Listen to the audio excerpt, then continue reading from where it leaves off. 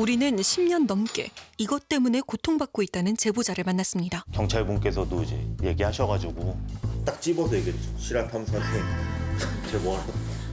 우리가 와도 저 통제가 안 된다고. 우리는 제보자가 보여주는 영상을 통해 그 모습을 봤습니다.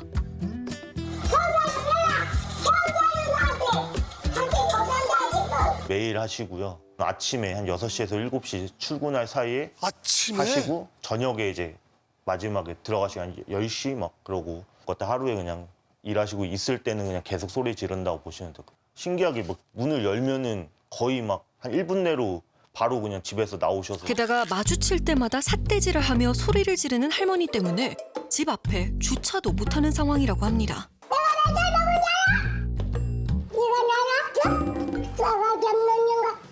제보자 가족을 향해 매일같이 소리를 지른다는 할머니. 할머니는 이웃들 사이에서 이미 유명 인사였습니다.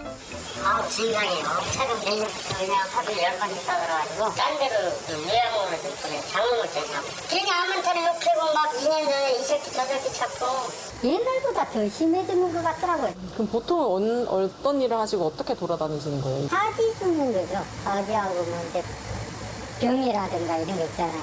그런 거 이제 주면 이 바지 때문에 이제 뭔가 트러블이 생겨가지고 지나갈 때마다 좀 싸우시는 것 같더라고요. 대체 소음이 어느 정도일까? 제작진은 본격적으로 할머니를 살펴봤습니다. 주거, 침대, 협박, 어렵게, 걱정, 아유, 제작진이 며칠 동안 관찰한 결과 할머니는 새벽부터 시작해 밤 늦게까지 소리를 질렀습니다. 집 안에서도 할머니의 목소리는 아주 크게 잘 들립니다. 문을 이렇게 못 열어놔요.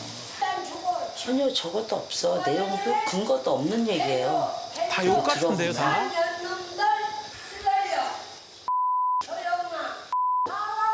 아이고. 단어마다 그러잖아요.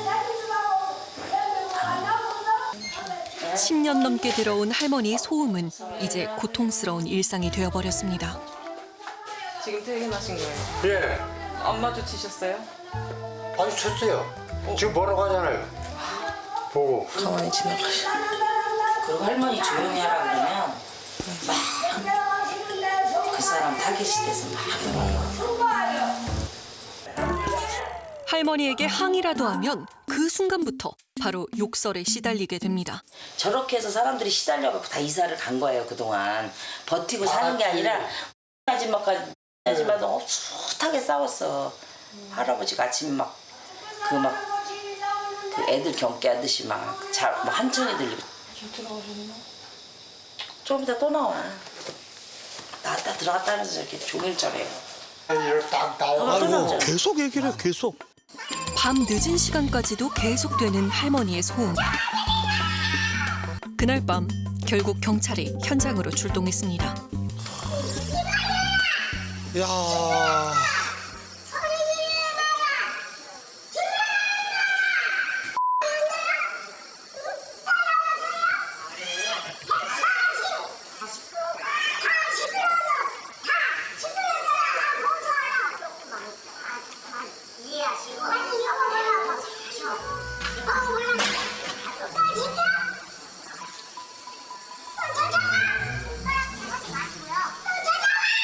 아이고. 할머니는 한마디로 이 마을의 무법자였습니다. 포기했어요? 포기했어. 에이, 경찰들이 와서 뭐라 그러면 쫓아가서 또 저렇게 그냥 막 그냥 해야 되니까 이제 경찰들도 이제 아주 두 손 두 발 다 들었어요. 경찰도 할머니의 소음을 막을 수 없었습니다.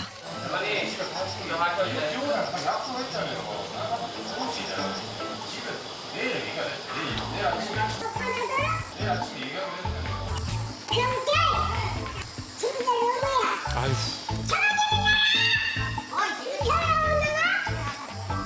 여기 보안 지르고 시끄럽게 한 거 지금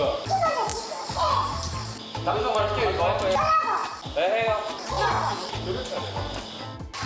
장장 3시간에 걸친 할머니의 소음은 그렇게 한밤중이 되어서야 끝이 났습니다.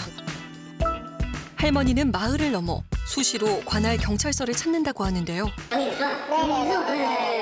알죠, 유명하죠. 근데 맨날 아, 맨날 와요? 의사도 갔다, 수학과도 갔다, 뭐 갔다. 뭐 때문에 오셨어요? 몰라요, 저희도. 와가지고 그냥 막 소리치고 그냥 가요. 아이고. 네, 오늘도 이제 아침에도 한 시간 전에도 왔었어요. 관공서 곳곳을 오가며 하소연을 한다는 할머니. 혼자 떠들고 있다가 그냥 가셔요 그냥. 신고된 건 몇 건인 거예요? 올해 53회. 이야. 올 1월 1일부터 어제 날짜 기준까지 해서 신고 들어온 것은 이제 53회가 되겠습니다. 와서 이제 우리 이경들이 민원인들이 와 있잖아요. 이제 나오시라고 이렇게 팔 잡으면은 누워요 이렇게. 이야. 아이고. 바닥에 들어 누워 그래요. 그래서 맞았다고 이제 써요. 이제 제가 이제 한 번은 왜 자꾸 이렇게 와서 난리 나시냐고 좀 언성을 높이니까 몇 시 몇 분 몇 분 해가지고 지구대장 윤인수 또 언어폭력이라고 하면서 다 적어요 또. 할머니의 메모를 지구대 벽에서도 발견할 수 있었습니다. 할머니는 점점 더 막강한 권력을 가진 것처럼 누구도 손댈 수 없게 됐습니다. 물 봐요. 저 빨간 걸 다 저기서 칠해놨잖아요. 그러니까 거기 와가지고 뭐라고 그랬다 이거요. 그 자리 와가지고. 주민들이 와서? 예.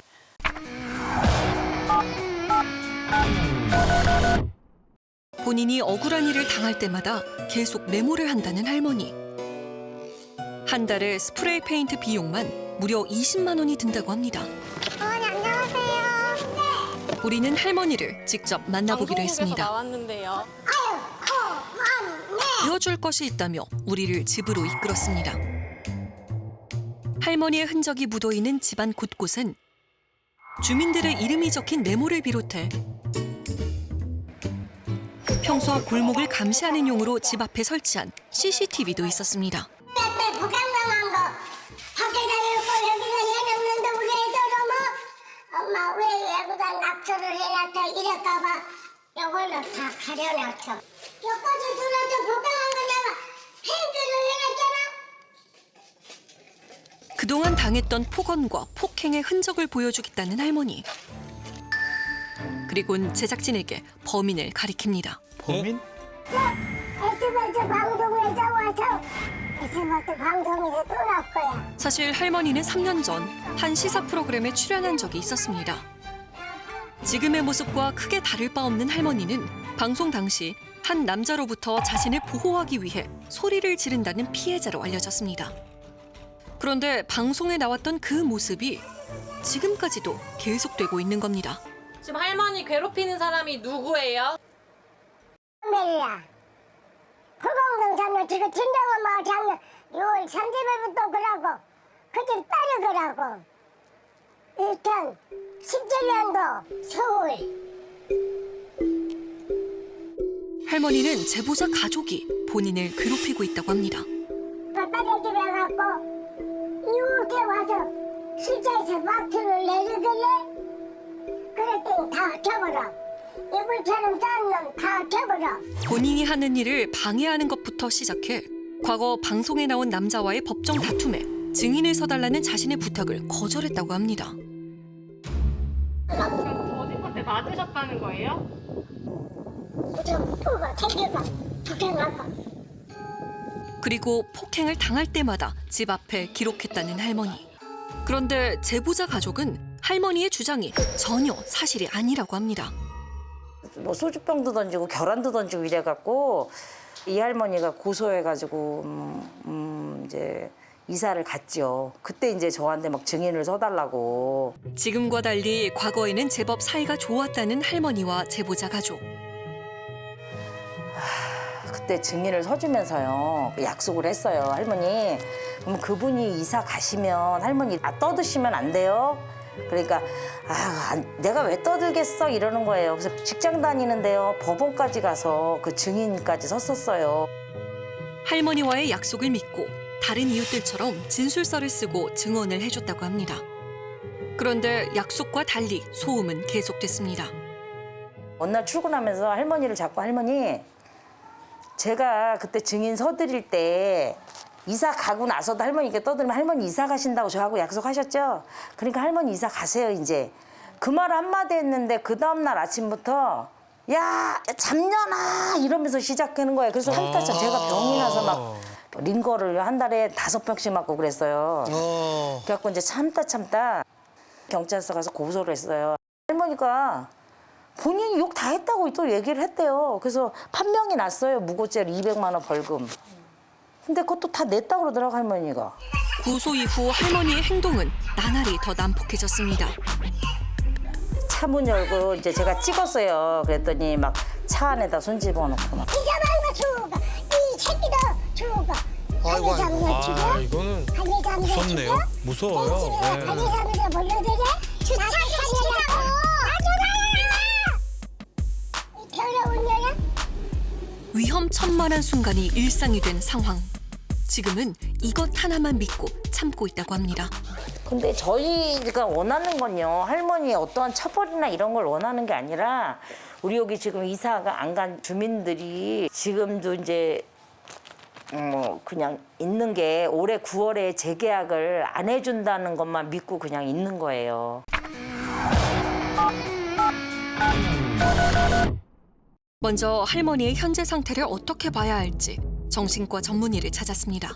나는 아직 건재하고 사람들로부터 무시당할 정도가 아니라는 것들을 계속 드러내려고 더 세 보이게 더 목소리가 그래서 더 커지는 그런 피해 사고, 피해 망상, 그런 정신병적인 어떤 부분들이 진행되고 있는 것 아닌가 하는 생각이 들고 멀리서 이렇게 보면 안타까운 모습인 거죠. 너가 양질 줄 알아? 난 상관이 없어. 비켜줘. 아니야 경찰은 너가 양 떨어질 줄 알아? 그리고 피해는 오롯이 이웃들에게 돌아가고 있습니다. 막 그 건물 안에서도 몇 분이 1년 넘게 싸우고 막 이러다 결국 그분들이 다 이사를 가셨어요. 그러니까 저 할머니도 저번날에 저한테 그런 거야. 내가 너 이사 보내나 안 보내나 두고 보자. 어느 날은 비가 이렇게 부슬부슬 와서 아침에 출근하는데 야 이년아 가다 즉사해라 이러는 거예요. 경찰 한다고 나 피해자한테 다 알거든. 할머니는 여전히 자신이 피해자라고 굳게 믿고 있습니다. 어떤 방송에는 난 피해자로 나왔고 그게 내가 수급자야. 난 피해를 봤어. 이렇게 계속 그 논리를 주장을 하는 거예요. 그렇게 하면서 본인의 그 이런 행동, 주위 사람들을 괴롭히는 행동에 대해서 본인 스스로가 정당성을 부여를 하는 거예요. 결과가 어떻게 됐느냐. 여기 있는 많은 나한테 도전을 해왔던 그런 사람들이 다 걷고 이사를 다 갔잖냐. 꼬리에 꼬리를 물고 나타나는 피해 망상은 억울함이 풀려도 계속해서 비난할 대상을 만든다고 합니다. 이 사람 지금 도와주다 일한다 그 말이야. 할머니를 오히려 도와줬잖아요. 증인 섰잖아요. 할머니 도와줬잖아요. 맞을래? 집에 거 아니야. 본 사람이 있냐? 아니 안 재워. 안 재워. 시끄럽게 하면 안 돼요. 공무원이야? 당신이 공무원? 경찰이 본격적으로 이야기를 듣기 위해 제작진은 계속해서 할머니와의 만남을 시도했습니다. 그런데 어디서 왔다겠죠? 어디서 왔냐고요? 지금 제작진을 못 알아보시는 거예요? 방송국이요. 저 아까 보셨잖아요. 기억을 못 하세요? 방송국에서 올라왔다 내 똥이야. 갈수록 더 심해지는 할머니의 모습에 이제는 이웃들뿐만 아니라 할머니의 안전도 위태로운 상황으로 보였습니다.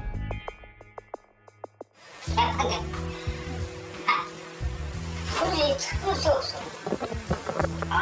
모든 사람이 시끄럽게 해가지고 할머니가 제가 보기엔 정상이 아닌 것 같아요. 우리는 어렵게 할머니의 아들과 연락이 닿아 현재 상태를 알렸습니다. 어머님이 그 이웃에서 소리 지르고 약간 우리 그건 댁들이 몰라서 그러는데 딴 사람들이 아무 소리 안 듣는데 어머니가 그렇게 소리 지를 사람 아니에요. 좀 노인네 그냥 소리 질러도 가만히 냅둬버리면 노인네가 지불에 꺾이지 뭐 한없이 저기하지는 않을 거 아니에요. 저희가 갔을 때는 11시 50분까지 그리고 뭐 입원을 한다거나 보호 입원이라든가 입원은 절대 안 되는 얘기예요. 그건 노인네 성질 몰라서 그래요.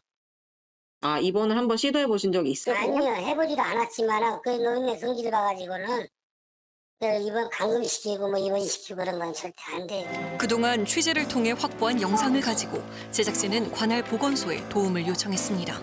그리고 다음 날 상담 이후 할머니의 향후 치료 계획에 대해 물었습니다. 의사 선생님께도 자문을 구했는데 이걸로 타의 위험으로 보기는 어렵다 얘기가 됐어요. 그래서 강제성을 가진 개입은 지금 현재로서는 좀 어려워서 보호자분을 설득하려고 하고 있는 거예요. 전문의 소견에 따라서 치료를 받으실 수 있게끔 도움을 드리는 정도예요. 근본적인 해결책 하나 없이 우리는 언제까지 이 상황을 지켜보기만 해야 할까요? 칼로 찔러야 그 어떤 가해를 가는 게 아니에요. 말로서 계속 잠 못 자게 하고 하면 그 사람이 보이지 않게 이 지역사회의 평화를 깨고 안정을 깨는 행위잖아요. 내버려 둔다는 건 그건 정말 반인권적인 행동이라 생각합니다. 그 병으로 인해서 이런 것들이 다 만약 인간성이 훼손된 부분이 있다라고 하면 빨리 그 부분을 회복할 수 있게 돕는 게 저는 더 인권이라고 생각하고요. 딱 한 가지만 묻고 싶습니다. 당신은 정말 여기서 단 하루라도 살 수 있습니까?